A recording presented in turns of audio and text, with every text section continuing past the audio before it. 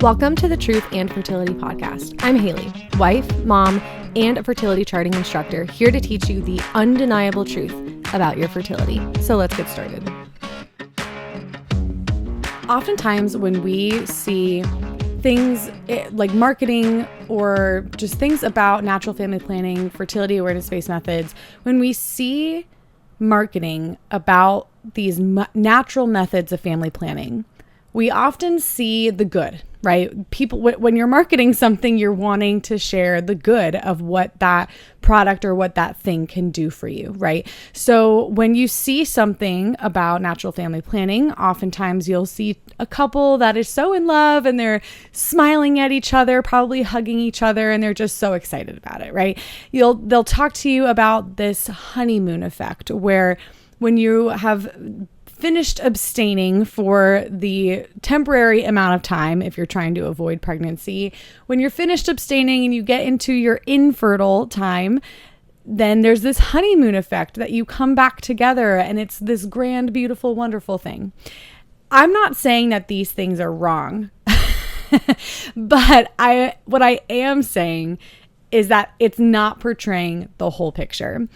In my time as a fertility charting instructor I've been a Sympto-Thermal instructor now for 7 to 8 years. And then I've been a Creighton instructor for almost 2 years now. Wow, that went by fast. Almost 2 years. So I've been in the realm of natural family planning, fertility awareness-based methods. I've been in this realm for a while now, and I have seen the fruit of what it does for couples. And I've seen the goodness come out of it. And I've seen how men and women really grow in virtue. They grow in self-control. They grow in intimacy in other areas rather than just sexual intimacy. They grow and their marriage grows, right? And we also know that I think it's less than 5% of couples that practice a natural method for family planning, less than 5% are actually get divorced. Whereas the national average, at least in America, is around 50%, right? So it is so good for marriages, but it is freaking hard. It is really hard, and people don't talk about how hard it can be. I was reading a book recently. I like to give you guys book recommendations just to kind of, if you're interested in furthering your knowledge. And my next book recommendation for you guys is a book called The Sinner's Guide to Natural Family Planning. The book is about 10 years old, and it's written by a woman named Simca Fisher. I will put the Amazon link for the book below if you are interested in checking it out. But she does a phenomenal job with explaining why natural family planning is hard but worth it. The book is very satirical, so it will make you crack up laughing.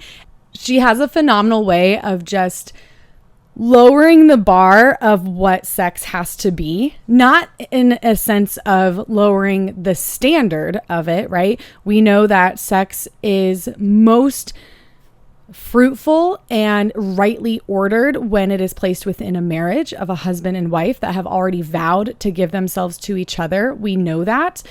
If you don't know that, I probably should do a podcast on that. But anyhow, that's not what today's topic is.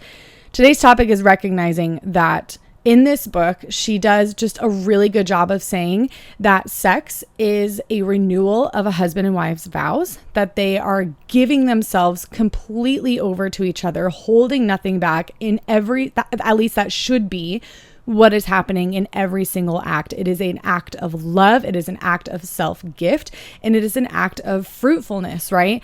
The natural consequence of sex, we know, is babies, right?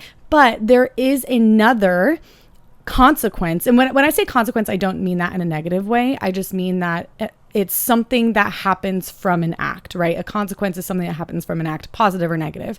Another incredibly positive consequence of sex is the union of the spouses, because of the fact that they're giving them whole selves to each other, holding nothing back. At least that is what should be happening in every single act of the marital embrace.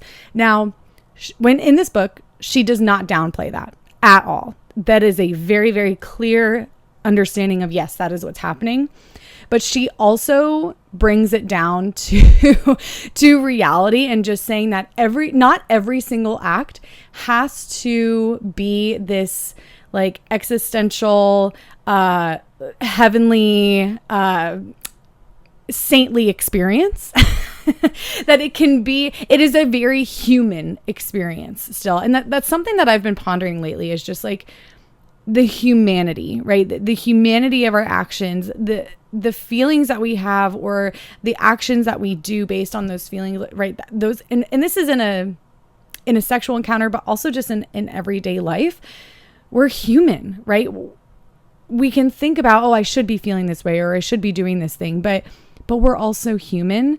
And when the rubber meets the road, like, sometimes humanity can look not so pretty, and sometimes humanity doesn't look all that heavenly, and that's okay, because we are human. So what she's trying to get across in this book is to say that you should be laughing during sex. You should be joyful during sex. You should be in this beautiful act of giving yourself over to the other person. It is a self-gift, and that self-gift is a very human experience. And so with that, it should be a joyful thing. It doesn't have to be like the angel singing every single time. It can be messy, and it can be, I don't know, it can be clunky, and it doesn't have to be this, again, I just keep saying, like, it doesn't have to be this heavenly thing, even though it ontologically has a heavenly reality to it, because it is that sign of ourselves giving over our whole selves to the other person in a way that God pours himself out into his children, you and me. It is a sign of the love that is to come when we're in heaven. And so it has this heady reality to it, but bringing it down to earth and down to reality, it can still be clunky, and it can still be sweaty, and it can still be just be human. And so I love this book because it just brings it down to humanity. Now, in this book though, she really brought a challenge to me that I really needed. My husband and I right now, we have, and who knows, tomorrow everything could change. Who knows? But at the time of this recording, right, my husband and I have just decided, okay, right now is probably not the best time to achieve a pregnancy. If we do, that's wonderful and great, and we are absolutely open to that. But in discernment with the Lord, we have decided for personal reasons that right now would just not be the time. So with that being said, here enters natural family planning to avoid pregnancy. Okay. What that actually looks like, if this is the first time that you're ever, hopefully this is not the podcast for you. If this is the first time that you're hearing what natural family planning is, this is not the podcast episode for you. So if this is your first time hearing about this, scroll down to some of my old episodes and learn about it first, then come back to this. So we've decided that right now is not the best time to achieve a pregnancy. So with that being said, what would happen then is during the times that that my body is showing that I'm fertile, because a woman's body is not always fertile all the time, right? She's fertile sometimes, infertile at other times, just depending on where she's at in her cycle. During her fertile times, a husband and wife will abstain from intercourse, and it's a temporary amount of time. This isn't forever, obviously. And that is because if I am fertile, and that means that an egg could possibly be there, I'm around the time of ovulation. If an egg is present and intercourse happens, the possibility of pregnancy is there. If an egg is not present and I'm not coming up on ovulation anytime soon, or maybe I've passed ovulation already and I'm just kind of waiting for my period to come, I'm not fertile anymore. So an active intercourse would not result in pregnancy. That's just the way a woman's body is made. That's how we're created. That's how it goes. So when you are using natural family planning, you are pinpointing the times that the woman is fertile, because the man is always fertile. But you're pinpointing the times where the woman is fertile so that if you're avoiding pregnancy, you can abstain during that time. Now, this abstinence during that time is what makes this difficult, right? Especially because when a woman is ovulating, it is in our evolutionary biology makeup that our bodies want to keep our species going. And so when we are around that fertile time, when there is a possibility of pregnancy and continuation of the human species, our body is ready to go. So we as women are a lot more inclined to want to have sex with our husband. Now, that's one of the reasons that this can be difficult if you have decided and discerned with the Lord that this is not a proper time to be bringing more life into your family, or maybe prudent is a better word. It's not a prudent time to be bringing more children into your family. Now, there are plenty of reasons that this can be difficult, but if we're just looking at the basics of what natural family planning is, I think everybody can understand why that would be difficult, right? For the husband and for the wife. It involves communication. It involves this chart thing that you have to learn about and figure out and be confident in knowing when you're fertile or infertile. That's another thing, right? That's why you should be working with an instructor. So shameless plug, truthandfertility.com. Go to it, learn how to chart with me. Anyhow, this is a difficult thing. And when you're seeing marketing on the walls of natural family planning, fertility awareness-based methods, when you're seeing the marketing for it, you're seeing couples that are extremely happy. And that's not to say that that's not the reality. I've talked to many seasoned couples, and I just know of many seasoned couples that have practiced NFP their whole marriage. And I will tell you right now that the ones that practice NFP their whole marriage are much more successful and much more happy and much more joyful in marriage than the ones who don't. Hands down, right now, I'm going to tell you that. That doesn't mean that it's not difficult in the moment, but it means that the fruit of getting, of working through that, of struggling through this together, the fruit of that, it requires communication between the husband and wife. It requires charting, which then requires communication between the husband and wife. If you're not communicating about the chart, you can just throw it away now. You need to be communicating about your chart.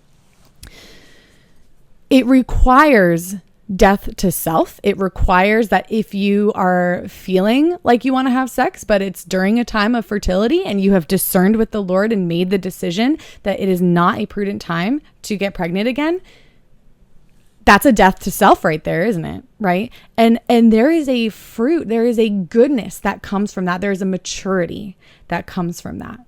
So this whole natural family planning thing, I think the marketing can kind of skew what is actually happening in it, because sometimes it is a clawing your way through it. It's not this skipping through the lilies of the fields of your way through it. Sometimes it can be, but I've talked to too many couples and too many women that see those signs and they get mad when they see that sign because it's not showing the struggle that they're going through with it, right? But again, what I'm saying though is that even though it's hard, that doesn't make it bad. Even though it's hard, that doesn't make it not worth it. But it's still just hard. So what do you do with that hard? And that's kind of, again, going back to this book, The Sinner's Guide to Natural Family Planning. That's where we get into, she really outlines like, okay, here is the reality and the practicals of what to do when that's hard. So again, highly recommend that book. I'll put the link in the show notes below. But there's two main things that I want to wrap up here, because this is going to be a shorter episode this week, but two main things. The first one for the men, this is a call to virtue, obviously. I mean, clearly, obviously, this is a call to virtue, right? In general, men have a higher sexual arousal or a higher libido than women. That's a very generalized statement. If you're sitting there going, well, I have a higher than my husband. Yeah, that can absolutely happen. And I'm not saying that that's not the case, but I'm just saying in general, that is the case. So this is a call to virtue for men. It is a call to recognize that you are human, but it is also a call to recognize that you are called to something more than just this earth, that you are called to be like Christ, that you are called to be virtuous, that you are called to lay down your life for your spouse, for your wife. That is what you are called to do. Whether you're Christian or not, I don't really care. That's actually what you're called to do. You are called to give your whole self to your spouse, holding nothing back. Same with you, women. We are called to give our whole self to our husbands, holding nothing back. So when we are in this time of abstinence, when it is a prudent decision to not have another child enter into our family life right now, when we are temporarily postponing pregnancy or indefinitely postponing pregnancy, it is a call to lay down your life for your spouse. Go bowling. Go see a movie. Go have dinner somewhere. Go, I don't know, go do something that is still bringing you together. It is still increasing your intimacy.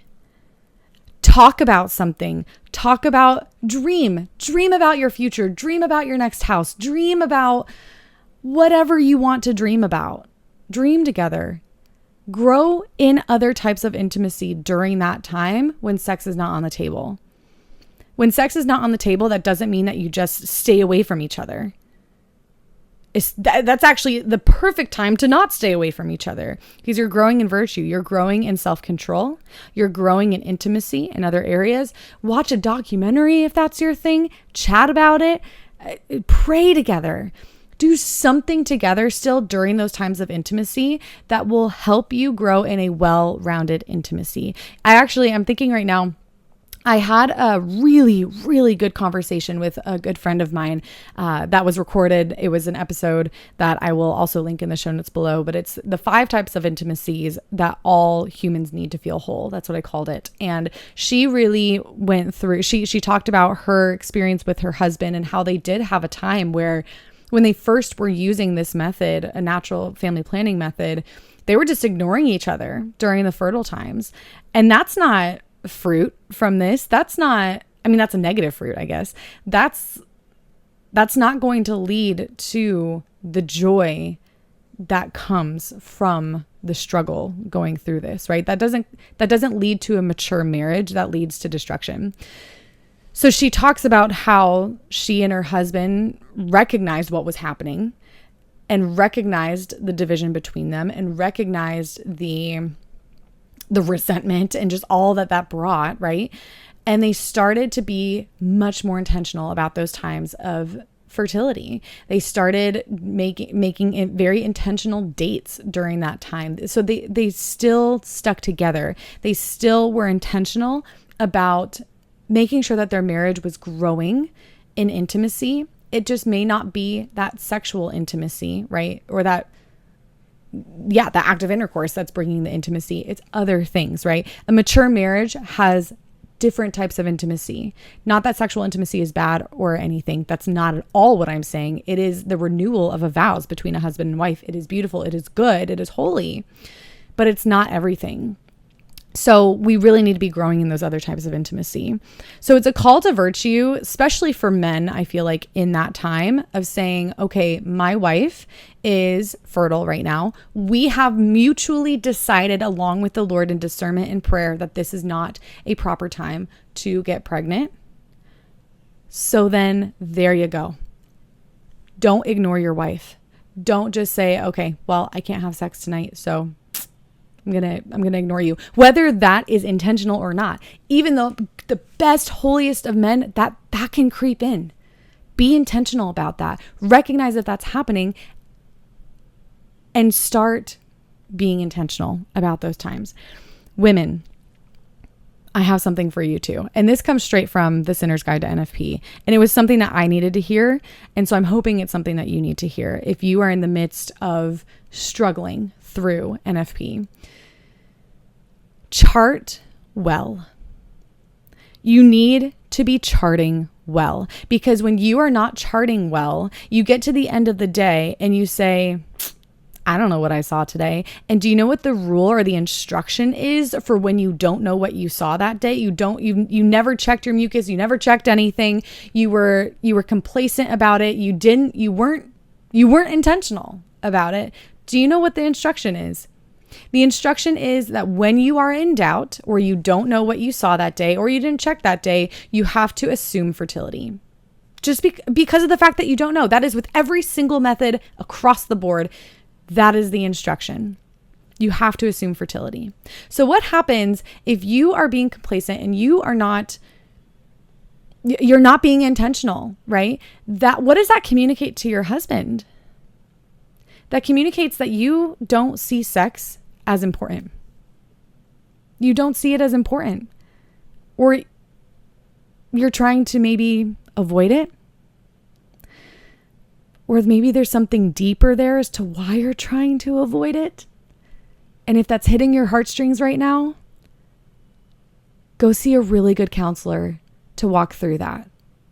And I only say that because I've completely 100% been there. Work through that. Work through that for yourself and work through that for love of your husband. Chart well. Be diligent. Be intentional. Know at the end of the day what you saw so that you and your husband can mutually decide based on the instructions that your instructor has given you, whether you are fertile or infertile, and then make your plan of action from that. Chart well. On available days when you are avoiding pregnancy, available days meaning days that you can have intercourse that would most likely not result in pregnancy. These are what I'd call available days. On available days, do it. I know you might be tired, and I know you might be, I don't know, you're probably just tired, especially if you're a mother, you're probably just tired. Do it, because there's going to be a time where that's not available. And so for the love of your husband, you lay down your life. Give yourself to your husband. Now, this is obviously, and I say this because maybe for some of you it's not obvious, but I hope that this is obviously with the assumption that you are safe and that you are in a marriage where you are fully giving of yourself to each other in that marital act. If that's not happening, you need to either call 911, go see a counselor, go see a doctor, and get help. So that I feel like I need to say that. Probably I don't need to say that, but I'm just going to say that just so that's out there. If you are in a loving marriage where every act is a gift of self towards the other and you feel safe, you lay down your life and you give yourself to your husband on days that are available. And y'all, that is something that I'm telling myself this right now too. Give yourself to your husband on available days, because what does that communicate to him? It communicates that you love him. It communicates that you recognize that sex is a very important part of your marriage. Incredibly important part. It is a renewal of your vows. And sometimes this is a death to self, sometimes it's not. But if on those days where it is a death to self and you're like, oh my gosh, I'm so tired, but I'm infertile, give yourself to your husband, because that's going to be a communication of love. Now, one other thing too, I know like 10 minutes ago I said I was wrapping up, and clearly that didn't happen. So, but hopefully this might be a wrap. Another thing, the last thing I'll say about this book that she talks about is just on a practical level for us women. On days like, let's talk about peak +4. Okay. For those of you that are charting already, and already practicing NFP, you probably know what peak +4 means. For those of you that don't, peak is going to be around the day of ovulation.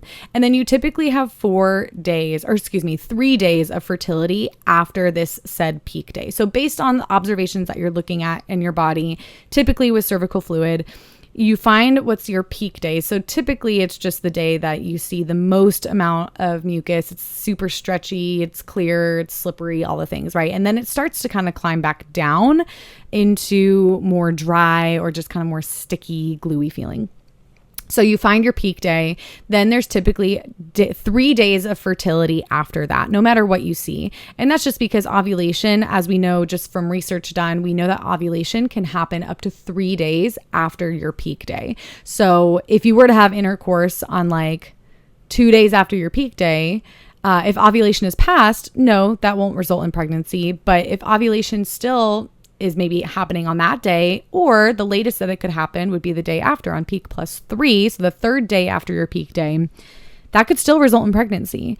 So anyways, the first 3 days after this said peak day is going to be fertile. Now, the end of the 4th day after peak day is the first time that you would be considered infertile, as long as that whole day is dry, so you don't see any mucus at all.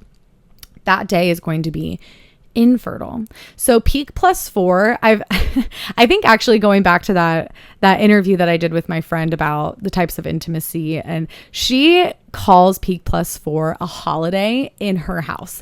They do not plan anything other than intimacy between the two of them on a night of peak +4. That is a very intentional thing for them. That is, and actually, I just think that that's a phenomenal idea. Personally, peak +4. Don't plan to clean out the garage on peak +4, because when you clean out the garage, you're going to get tired and you're going to get sweaty and you're going to get gross. And by the end of the day, you're going to want to just hit the bed to go to sleep.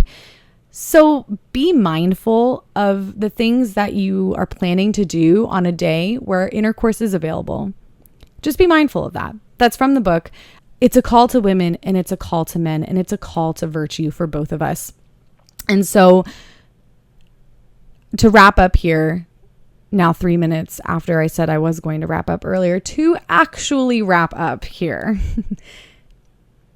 Sex is a gift of yourself to the other. And there's 2 consequences of it: babies and bonding. It's the best way to remember those. But the procreative aspect and then the unitive aspect of the couple. And there's only a set time during a woman's cycle where that procreative aspect could be realized. And so if a couple has discerned with the Lord, has decided that they are not in a place where it would be prudent to bring another child into this world, they abstain during that time. That time can be difficult. That can be really difficult, especially if you're not in communication, you're not sharing the chart, you're not really confident in knowing if you're fertile or infertile. It can be really frustrating. But again, that's not to say it's not worth it. Even though it's a struggle, even though it can be hard, even though it can cause sweat, blood, and tears, that doesn't make it bad. That actually makes it worth it. And again, I said this already, but the couples that I've seen that have seasoned through NFP and made it out alive on the other side, they're joyful, they're mature, they are virtuous, they communicate really well, and they love each other, sweat, blood, tears, and all. And they've been through the ringer and they've seen the other side. And they are still hand in hand together in it. And that is what I hope and want for every single marriage. And of course, for my own marriage, that's what I want. And that doesn't mean that it wasn't a struggle to get there. It actually, you only got there because of that struggle. But being intentional, dying to yourself, growing in virtue by doing this, that is what makes this worth it. Your intentionality with it is what makes this worth it. If you're flying by the seat of your pants, you're not charting well, men, you're not dying to yourself, that's not going to bring the fruit, the positive fruit that NFP can bring. So be intentional, love each other, struggle through it, and pray. And that's what's going to get you to the other side, still hand in hand. Thanks for listening to the Truth and Fertility podcast. If you are enjoying this content, please leave a 5-star review. That helps me tremendously. For more information about learning to chart your fertility cycle, you can visit truthandfertility.com, and I'll talk to you guys again next week.